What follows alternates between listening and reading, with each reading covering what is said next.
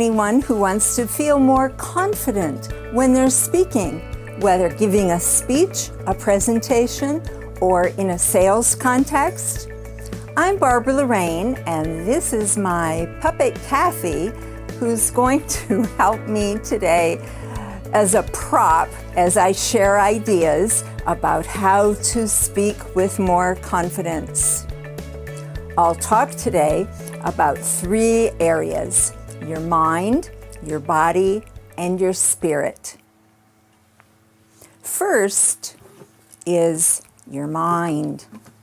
You got to get your thinking on straight. You see, often we feel a lack of confidence. We feel nervous. We might feel scared out of our minds because we're afraid that we might make a mistake or lose our way or be criticized or be negatively judged when we're speaking. That can produce feelings of fear. However, if we shift our focus, get our thinking on straight, put the focus on our audience instead of on ourselves, we can feel much better. After all, if you think about it, what we want to do with our speaking is to share some value or entertainment or something of value to our audience, to our market.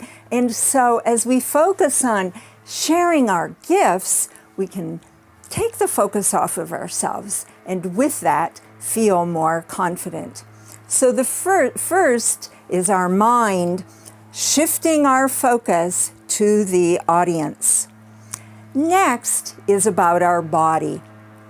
And the first thing I'll mention is that, with any kind of sound, there's air going over, vibrating something, some structure. In music, there are instruments and singing. In speaking, the instrument is our body. So that's what we'll talk about next. First, let's talk about the voice box, which is an important physical structure for our speaking. See these 2 lines here? In between that, here is your voice box. So take a few fingers and actually put them now on your voice box and say a few words, and you'll notice you can feel the vibration there, can't you? Because the air is going over the voice box. That's one of the physical structures. Next, we'll talk about other parts of your body where the air comes from. And that would be the lungs, the diaphragm, and the stomach. With the lungs, this is where we take the air in that's then going to go over the voice box. So let's talk about the lungs. And to show you how that works in your body, first, tuck in your tummy tight, tight, tight, tight, and then put your hand here on your chest and take a deep breath. Just in your chest in this area. And then exhale. And so you notice your chest expands and then contracts. Now take another breath there, and often when we're breathing from this area, we'll go, literally our shoulders will go up. That's a sure sign that we're breathing up here. Here's the problem. Here's what I want you to learn about breathing that way. What I'll do, go ahead, put your hand on your chest, tuck your tummy in, take a breath, and I'll speak breathing that way.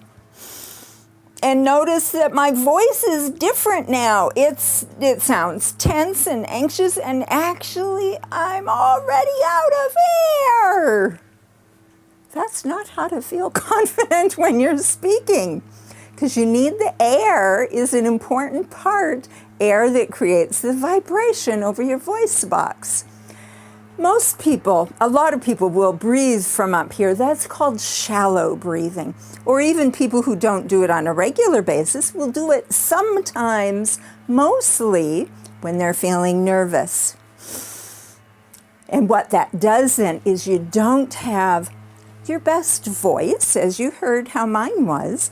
You don't have enough breath to even speak an entire thought.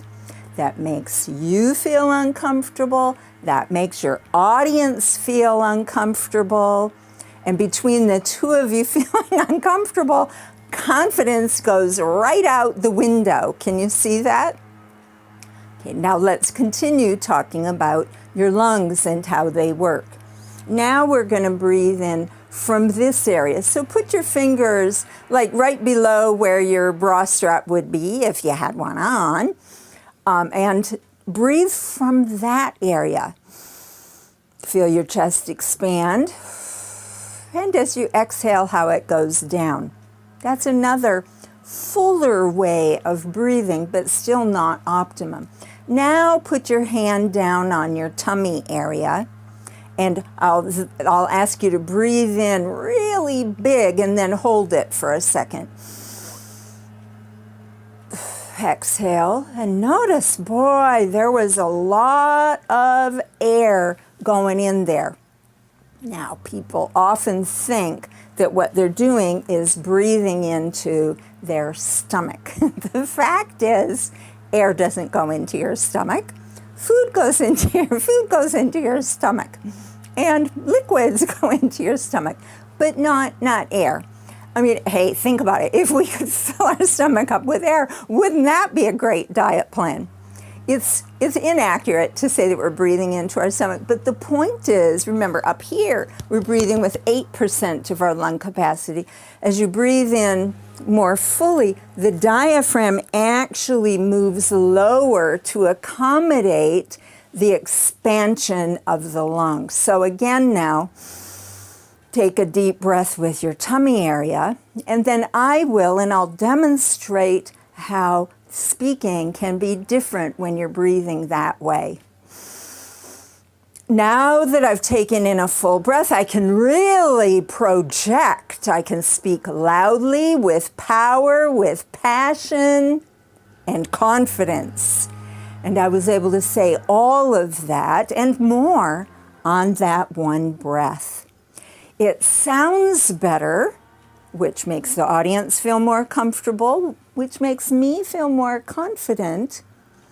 It just commands a better presence. It's just how to feel more comfortable and confident in terms of the way that you use your lungs and your breathing capacity. So Kathy has been a good prop at demonstrating these ideas. So now we've talked about the mind, your body, and so bye-bye, Kathy. We don't need you anymore. You know, Jill Lublin, the publicity expert, says use everything you got. So I wanted to use my puppet as a prop here. Next, we've talked about mind and body. Now we're going to talk about spirit, and I'll use this to demonstrate these ideas. So we already talked about how you want to put the focus on your audience and really serving them. So as you're breathing in those ideas, that can have an effect on your confidence, don't you think? As you're focusing on your audience, you'll take the time to do the work of having a truly valuable message and to make your message memorable so that not only will people have the information you share with them for right now, but they'll remember it and they might even share with a friend. So you breathe in those feelings of knowing, yeah, I'm doing everything that I can to deliver value with my audience. The other way that you show that you care about your audience is with practice. Now, I think if we were to poll all speakers, nobody really wants to do practice. I mean, that's not just with speakers, that's with sports, that's with everything. People don't really want to practice. However, it's what it takes in order to deliver a great presentation. How much should you practice? Well, some guidelines say you should speak your speech out loud 7 times. Here's how I like to think about it, though. Imagine a cake. You're baking a cake, and the recipe says to bake it for 30 minutes, and then you take it out of the oven, you stick in the toothpick, and it's not done yet. It needs more what? It needs to be baked more. To me, it's the same with your speaking. You practice your speech until it's ready to be of the best service to your audience. Makes sense, doesn't it? So you breathe in as you're doing that work. You breathe in. Wow, I feel great. I know what I'm going to say. I know I'm going to make a difference. And I'm not going to forget what I'm supposed to be saying or any of the rest of those spheres because I'm doing my homework. Now, in addition to that, you're breathing in knowing that you do have a very positive intention of serving your audience. Just breathing that in. So from your mind, you're thinking, from your body, you're breathing, from your spirit, you're developing those good, positive feelings, caring for your audience. Hey, after all, if you don't show that you care about them, why should they care about listening to you? And then as you go to speak, you are sharing your gifts with them. You're sharing ideas or entertainment or whatever value it is that you have to give. You're giving your gifts to your audience from your spirit, from your heart. I've shared 3 ideas with you today about how to feel more confident when you're speaking, using your mind to shift the focus onto serving your audience, to use your body, specifically your breathing, so that the instrument that your body is can really deliver with power and passion. Using your spirit to share ideas that you intend to be of a benefit of some kind of value for the audience. And ladies and gentlemen, when you use these 3 tips, I guarantee you, you will feel more confident as a speaker. I'm Barbara Lorraine. These have been tips to help you look great on film or to look great anywhere when you're speaking. And not just to look great, but also to feel great.